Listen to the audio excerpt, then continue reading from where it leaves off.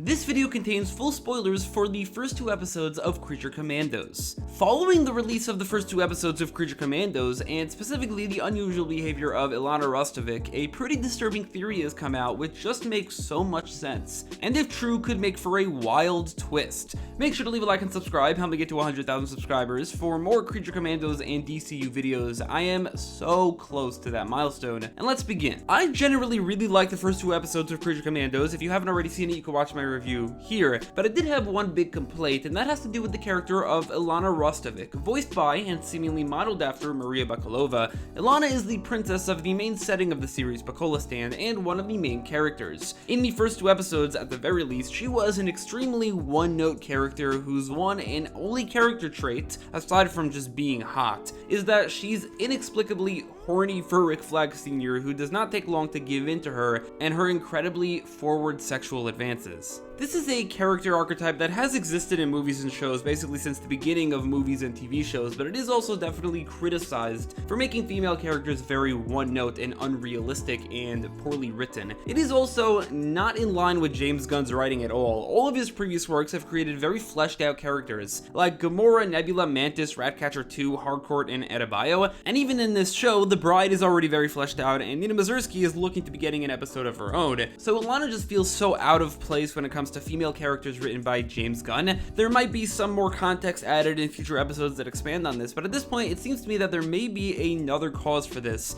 and this is not a genuine character trait.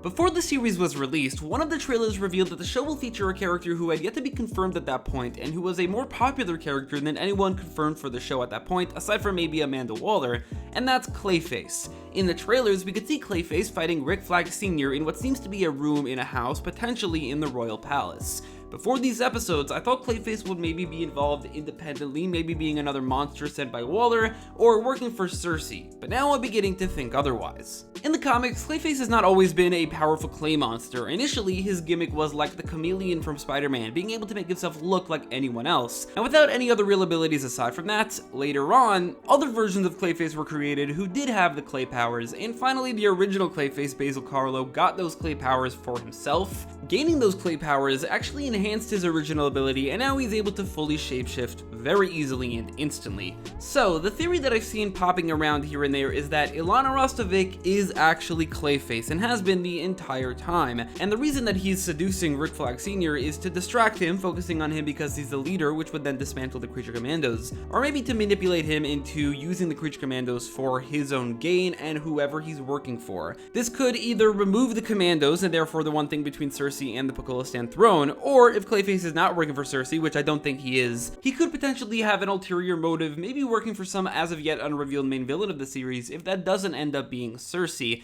In that case, either trying to remove the Commandos entirely, or maybe trying to manipulate the Commandos to the person that he's working for's side. I say that there might be some sort of secret big villain because James Gunn let it slip in an interview, potentially by accident, that Cersei is the villain of the first few episodes of the season, meaning the actual big bad and main villain of the season, potentially the one that Clayface is working for, has yet to be revealed. Maybe it's going to be a huge reveal that we have no idea about. Either way, if it does actually turn out that Illana is Clayface, let's say the real princess died and Clayface took her place, or maybe Clayface actually killed her, then, well, for one, it would justify her unusual behavior in the first few episodes. Without some sort of twist, she'll end up being considered a very not well-written character, at least early on. Secondly, it could make for a really great twist, or rather it would have had they not shown Clayface in the trailers. I get why they did it to drum up hype for a show about these relatively very unknown characters by showing a classic Batman villain, drawing in some people who like Clayface, many other people who are Batman fans, and sparking some discussion in regards to the larger DCU, specifically the Brave and the Bold. That said, just imagining what the Clayface reveal would have felt like had we not known that Clayface was in this show at all, had they not shown him in the trailers, makes me wish that they had not shown him in the trailers.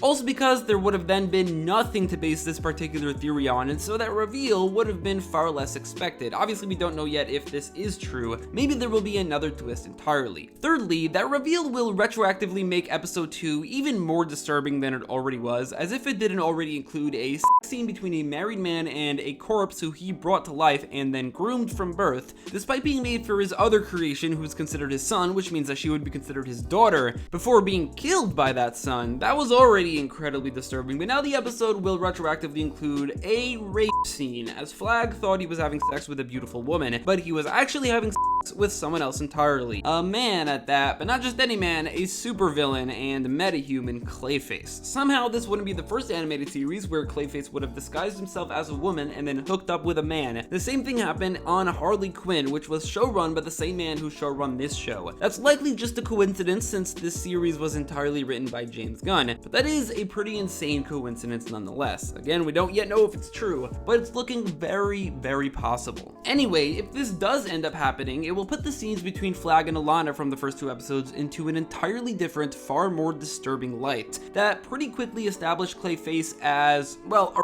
rapist and a pretty sinister villain, while giving Flag a pretty dark storyline right off the bat, as if the death of his son 2 years prior wasn't enough. Speaking of, I couldn't help but notice how little Illana cared about Rick Flag Sr. mentioning his dead son and how quickly she changed the topic to her liking older men more anyway, potentially showing a bit of Clayface's sociopathic side and showing how he had a mission to accomplish. If this is not Clayface, this is legitimately Illana, then that's another one of her very unusual moments. I think this theory makes a lot of sense. I will not be surprised if it does end up being true. I would also not be surprised if it's not true, because it doesn't need to be. But even if it isn't, I also think there needs to be something going on with Illana to justify how incredibly and inexplicably horny she was for Flag, and as quickly as she was. It was really, really weird, especially for a female character written by James Gunn. If it is, it'll set Clayface up as being very sinister and maybe a bit weird, which might just affect the movie he's been rumored to be getting. That will be a movie about a supervillain rapist. I don't know how that will fly. If nothing else, we won't have to wait very long to find out if this is true or not. But let me know in the comments down below if you buy this theory, but regardless, also let me know if you would like it to be true.